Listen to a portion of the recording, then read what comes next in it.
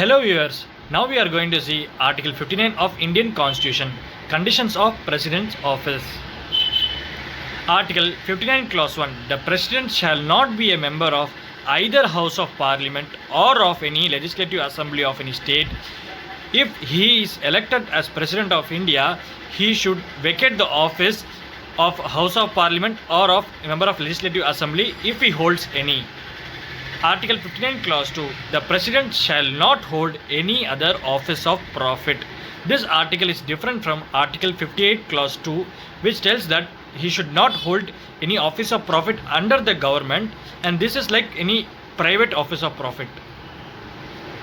Article 59 Clause 3. The President shall be entitled without payment of rent to use his official residence, that is Rashtrapati Bhavan, and shall also be allowed to such emoluments, allowances and privileges as determined by Parliament by law.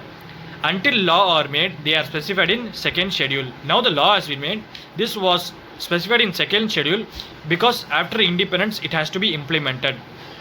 Article 59 Clause 4. The emoluments and allowances of the President shall not be dismissed during his term of office under any conditions. Now we are going to see the list of emoluments, privileges and allowances to the President of India. Number 1. His salary is 5 lakhs per month and which is non-taxable. Free medical facilities, free accommodation. He has 3 houses officially. The one is Rashtrapati Bhavan in Delhi, and the other one is in Shimla, and the third one is in Hyderabad, Telangana.